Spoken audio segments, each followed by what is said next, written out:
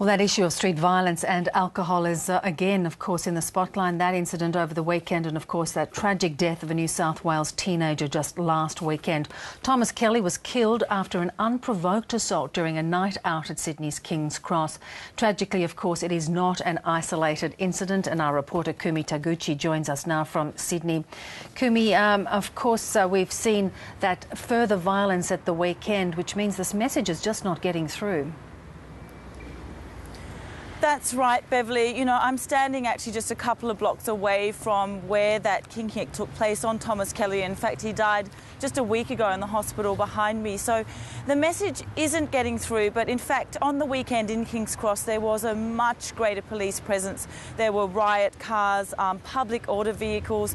Police were patrolling the area, particularly where Thomas Kelly was hit, in vast numbers. So they've really stepped up the police presence, hoping that that will deter people from that escalating violence. Now, have we got any more on the information regarding the Tom Kelly death? I know his parents have come out really appealing for any information to try and find who did this to him.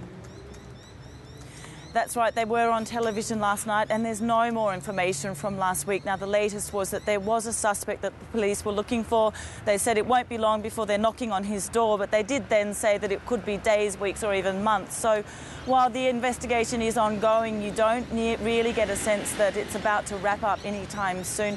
They have had a lot of inquiries. Now, the investigation is through the Crime Command Division, so really nothing to do with the New South Wales Police, and they then get information from the Crime Command Division.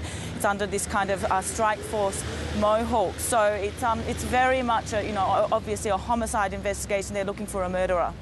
Now, we're talking about this not being an isolated incident. Have they even sort of looked at the statistics and to give us a sense of just how often this is happening?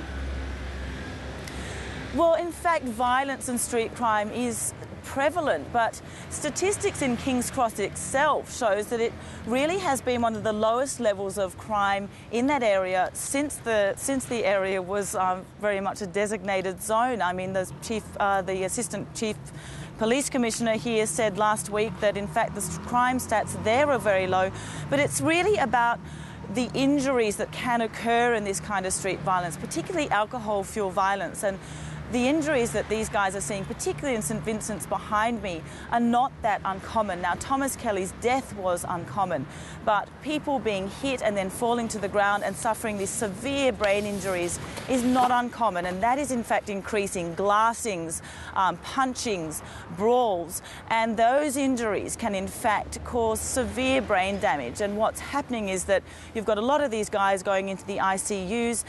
Doctors there cannot cope with the load, and in fact then the recovery of these people is incredibly difficult. A lot of these guys end up basically in a vegetative state for the rest of their lives, and next hour you will be speaking with, and I know that you guys are having this important three-way chat about that with a trauma injury specialist, also with the Victorian Police. So this really is something that ICU units are having to deal with every weekend. Kumi, thank you so much for your time this morning.